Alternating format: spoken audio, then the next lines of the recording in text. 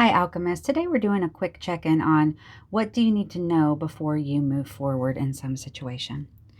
If you've already chosen your doorway, check the timestamps below. If not, I'm going to give you a closer look. Doorway number 1, knowledge. Doorway number 2, blessings. And doorway number 3, illumination. Choose your doorway, Alchemist, and let's begin the great work. Hello, Alchemist, and welcome to your initiation through doorway number 1. What do you need to know before you move forward? You chose knowledge, and this is just a quick 5 to 10 minute check-in for you. I love this card because it is reminiscent of Alice in Wonderland, right? She's kind of dressed that way. She's reading a book. She is on a flower, like opening up with a cat. Even the look of this moon is like the Cheshire cat smile, right? So the idea here is that sometimes we take the contradictions about ourselves as the feeling I'm getting is sometimes we take the contradictions about ourselves and use them as a way of judging ourselves instead of seeing and being like, oh, why am I so, why do I have so many contradictory things about myself? Instead of seeing those as what they actually are, which is actually something quite magnificent. To have the skills to be both, let's just use a random example. This can manifest in many different ways, but like say you have the ability to both hyper focus and to just kind of let your imagination wander freely. Both are okay, and both are a different kind of wisdom. Also, a lot of people who have these kinds of feelings of contradiction in themselves are very smart, very wise even, because they often are absorbing knowledge. They have an unending curiosity. If you are drawn to this pile, you probably have an unending curiosity. You're probably that person who doesn't matter what anyone says, you know at least something about it, right? So let's dig a little deeper in how this is going to help you move forward. My first impressions are that it's going to help you by giving yourself permission to delight in the contradictions instead of feeling like there's something wrong with you. There's nothing wrong with you. You're a human. We change constantly. The idea of stagnation, of an internal solid identity to a point of stagnation is an illusion. Right? You're not the same person you were yesterday. You'll be a different person 5 years from now. Now, will your core soul be the same? Yes, but your core soul is growing and changing, right? So it doesn't mean you don't have a core self or a core personality or identity. It means that your core identity is an evolving process, right? And your thirst for knowledge is one of the things that is going to help you move forward. Knight of Pentacles. Embracing that part of yourself rather than pushing it away. Look at all these knights. Yeah, you're tired of that kind of energy of feeling because you felt exhausted with it. Look at all this pentacles. And now we have 9 of pentacles. So this is like the independent energy. I feel like a mirror here, right?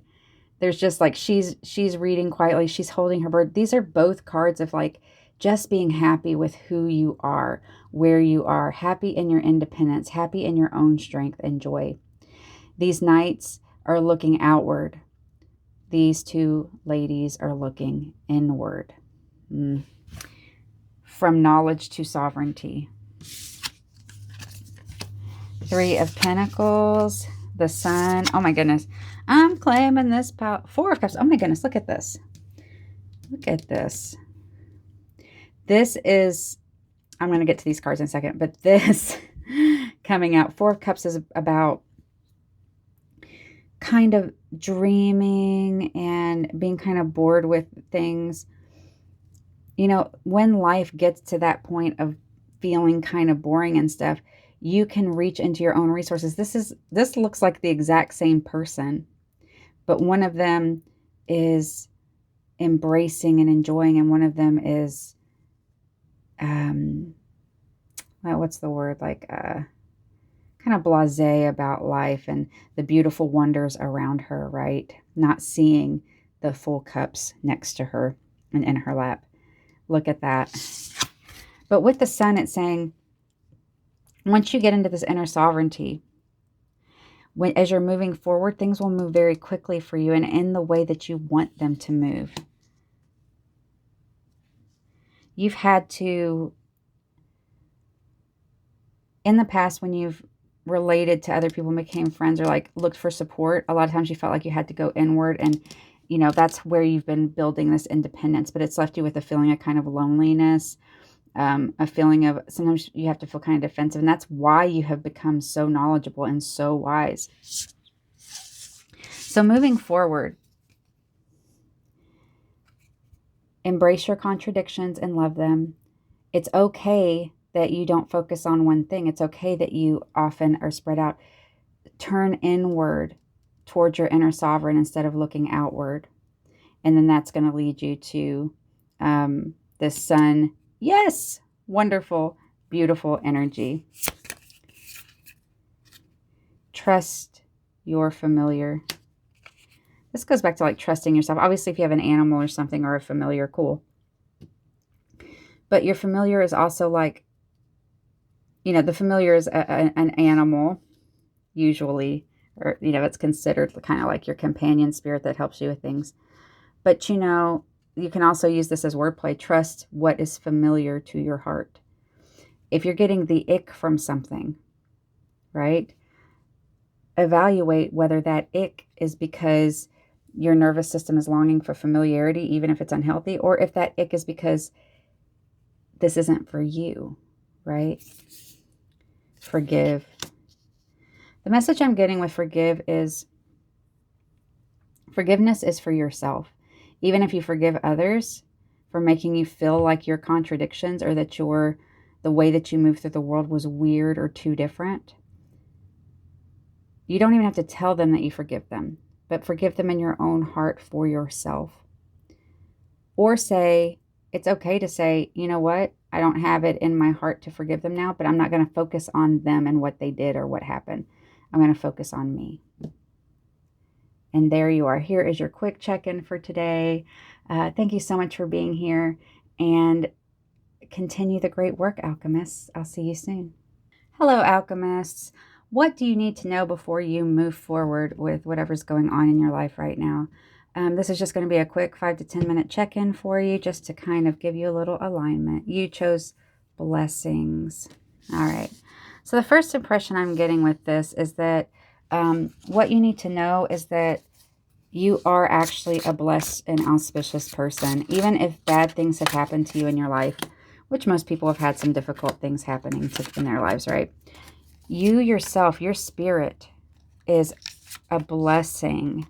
You are both blessed and a blessing, right? You are both blessed and a blessing. Wow, that's powerful, right? So as you're moving forward, it can be really easy, especially with, you know, so much stuff piles up onto us. We're in a very transformative moment. I guess you get 3 of these. Transformative moment in history. I mean, every time of history is a transformative one, but this one is specifically significant, right? And so it can be very easy when we have access to all the information all the time of every crazy thing going on in the world to get very bogged down in the macrocosm. And this is a reminder that in the microcosm, there's still so many blessings in your life. They can appear as different things. Now this woman is laying and she is asleep in what looks like a poppy field. And of course, poppies are about dreaming, about that kind of thing. And so I'm getting the feeling of like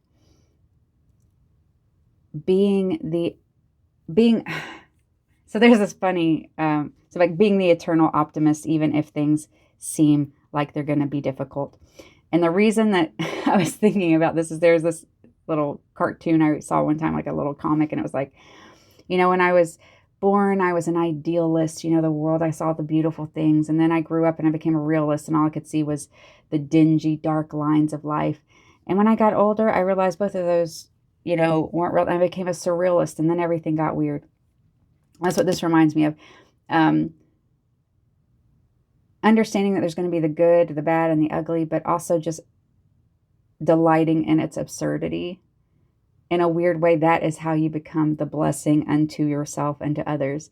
Because if things are lighthearted, you just make them funnier. And if things are hard, by seeing the absurdity in existence, you're able to cope with something, and see the blessings within everything.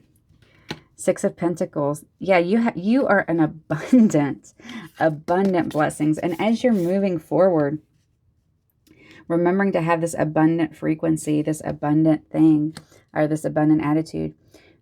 Seven of Cups. Usually Seven of Cups is about like, oh, I have all these choices and I can't choose. But for this, it's like your blessings spread across your life. Your blessings as you move forward are going to be spreading across your life. It's just going to take a change in perspective. You already see some of them, I believe.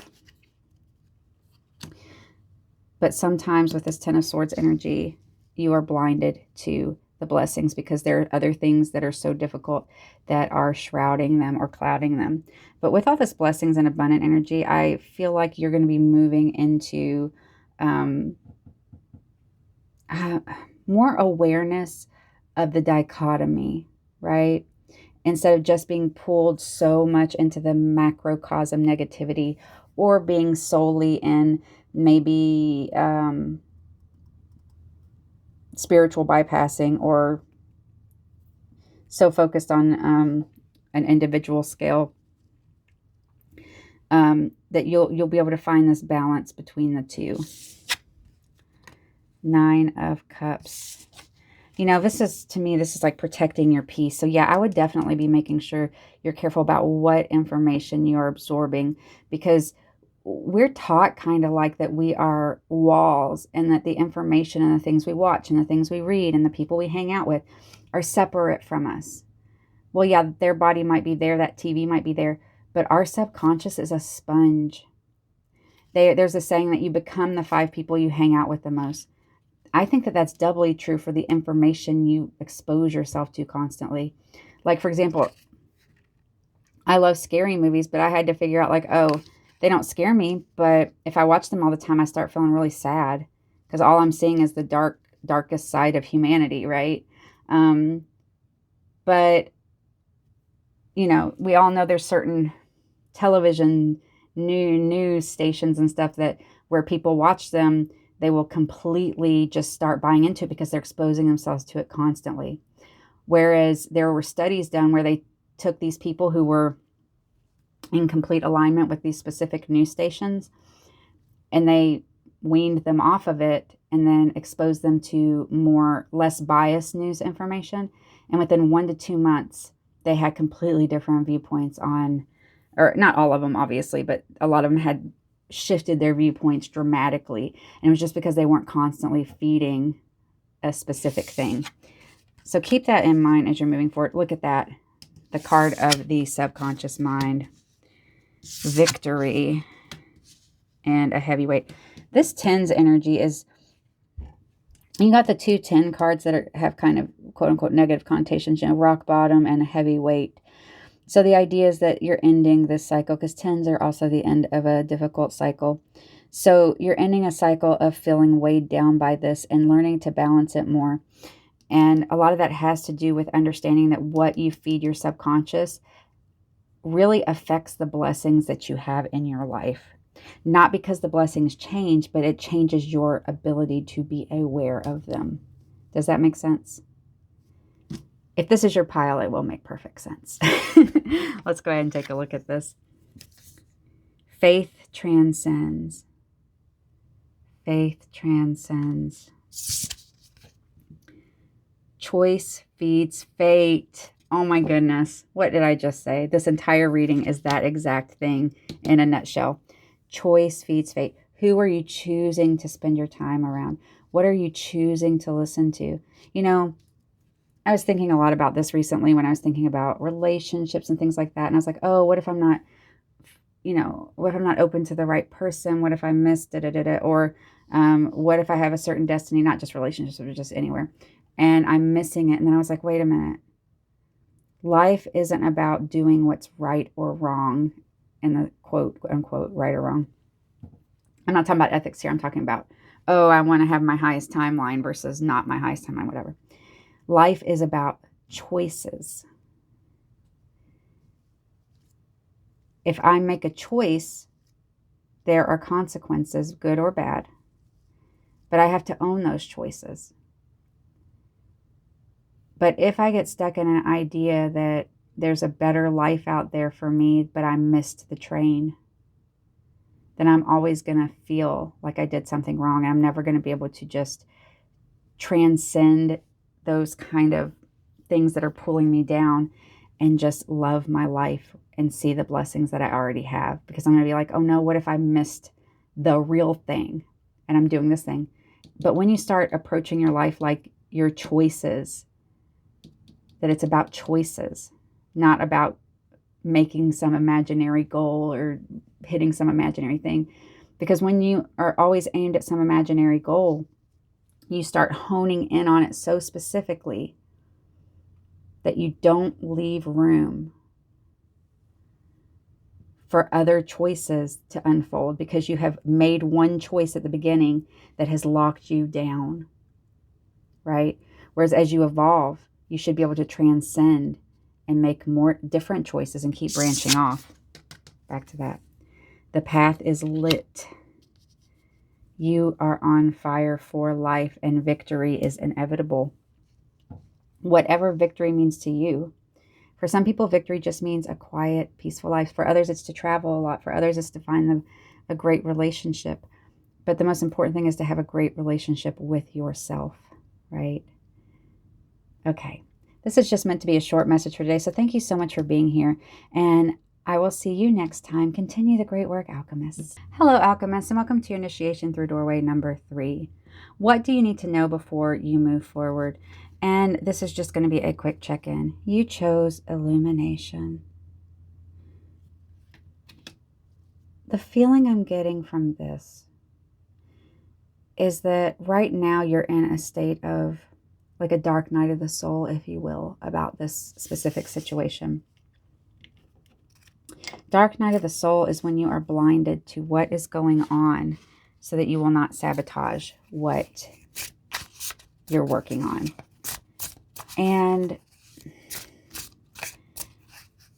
this Illumination card is telling me that you are about to understand why everything unfolded the way. Now, that doesn't mean that there was like some cosmic reason necessarily. Maybe there was, maybe there wasn't. Sometimes you'll see the way things unfolded based on karma. And by karma, I mean the natural results of your actions. So, for example, if you know, and a certain person had a friendship, let's say, and I feel 3 today, and there was a lot of conflict in this friendship because of the way maybe both of you were raised, seeing that relationships were defensive or conflicting or whatever. Then the karmic consequence of being taught that is that you have disruptive relationships. But when that pattern is illuminated, you can see it clearly, and then you can start breaking those kinds of cycles, right? So as you move forward, I feel like you're about to break out of this dark night of the soul energy. You're about to break into illumination. And that illumination is the beginning. It's like the Fool card, right? Because it's seeing what was invisible before. And there is a reckoning with that, right? Because a lot of times we're like, oh my gosh, I feel like I wasted so much time and so much energy. You didn't know what you didn't know. Like Maya Angelou says, she says, do the best you can, but when you know better, do better. But if you run yourself through the ringer over what you didn't know before, you're just adding to your own suffering. Look at that, 8 of Swords. Yeah, adding to your own suffering unnecessarily. And that's what we want to break out of, right? Yeah, arising into this Queen of Wands energy. Sovereignty. The illumination is actually what's going to awaken you to this cycle so that you can start producing, creating karma that doesn't backfire on you. And there is a sort of a righteous anger over this, because it was such unnecessary suffering if you had just been taught these things young, right?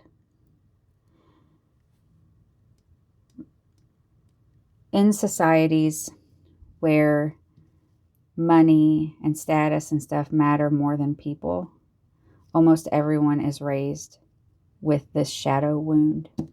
So don't be hard on yourself. And if you have a feeling, a time period where you feel betrayed before you can get to this Queen of Wands energy, that's okay. That is okay. Look at that, the Devil. What did I say? You're going to have a time of feeling trapped and angry that you lost so much time, that you could have been aware of this. Look how this is mirroring this right here. Look at that. The illumination is the liberation, but the illumination also temporarily feels like the trap. Oh no, I wish I hadn't learned this, but it's going to be less painful in the long run. Six of Swords. Moving away from that confusion is scary and painful because it's going to be very unfamiliar. It's sort of like someone who was raised with parents, or that all relationships that they ever witnessed were toxic or unhealthy. But they want to move into a situation where they are able to break those chains and have a healthy relationship. It's going to feel so painful and unfamiliar at first. But doing the brave work, you're doing the brave work of moving forward through that, even though it's scary. Yeah, because this Pentacles, Five of Pentacles, is about people who are stuck outside of sanctuary. So there's sanctuary and wards, but this specific one, it looks like they kind of see that sanctuary they're about to head in. But living healthily after this illumination process, whether it's healthy relationships or whatever it is, can feel like desolation because your body, your nervous system does not see this as familiar. Your nervous system craves familiarity. So if toxicity feels familiar, once you move into this new territory, for a little bit, you're going to feel sick almost. You're going to be like, you have to reorient yourself. What was bad for you felt normal, and now what's good for you feels weird. And so there's an adjustment period. So just give yourself grace with that. Look at this calmness. We have the Queen of Wands and the Page of Cups. You're going to approach this with a new mind, but more importantly, with a new heart. Approach it like you are childlike, like you have a childlike wonder. Don't hold past mistakes over your head like you were supposed to be an expert in this. You didn't know. And now that you know, there's no shame in saying, I'm a beginner. I'm a beginner at this, and I'm just going to keep practicing. I've said this before, but in Hebrew, the word sin doesn't mean what we think it means. It means to miss the mark. If you missed the mark, like in archery, if you miss the mark, you don't call yourself names and beat yourself up and get mad that you didn't pop out the womb knowing how to shoot an arrow. You pick up the bow and you keep shooting until you get better. We live in a culture that's very much punishes people who don't automatically know everything. How are we supposed to know? We have to learn. But then if we're taught that not knowing is some kind of great, horrible thing against our character, then we get scared to ask for help. We get scared of learning. Queen of Swords, cut through that. And look at, we have Wands, Page, and Queen here in this sovereignty, this little sovereignty circle here. Use your mind as a tool to kind of balance these feelings of inadequacy until they become more stable. What you need moving forward. This tells a whole story. This tells a whole story. You are doing such amazing work here. This is not easy. This is deep shadow work that you may know that you're doing and you may not know that you're doing, but you are doing it. So let's take a look at these few advice cards with this Memento Mori deck, and then we will call it a day. Trust you're familiar. This showed up in doorway number 1. Obviously, it's talking about familiar as an animal, familiar or spirit. But because I keep using the word familiar in the sense of your nervous system, it's asking you to trust your intuition, but also to question, right? What does familiar mean to me? How can I get to a point where I trust the things that are familiar to my nervous system? This was your advice, right? Is to get into a place where what is familiar to your nervous system is actually healthy instead of what's familiar to your nervous system being something that hurts you. Embrace your shadow. I told you this was a deep shadow work reading. Deep shadow work reading right there. Feed the future. How do we feed the future? Trust your familiar, embrace your shadow, feed your future. How do you feed your future? You feed it with the ideas, the work, the concepts, the unabashed facing of your shadow and who you are. I think I said this Rumi poem in my last reading, but it says, let go of your worries and be completely clear-hearted, like the face of a mirror that contains no images. Feed your future with an honest reflection of who you are so that you can repair the programming and conditioning that is continuing to influence and hurt you, and transmute that and move into a space where you integrate your shadow and feed the future that you want, not the one that was handed to you or programmed into you. You are doing the great work. You would not have gotten such a powerful shadow card and such a powerful reading that tells your entire story if this is the pile resonating with you. Good for you. You are so strong, and you're about to turn a really big corner. So I'm going to send you blessings, and I'm so proud of the work that you're doing. Thank you so much for being here, and continue the great work, alchemists. I'll see you next time.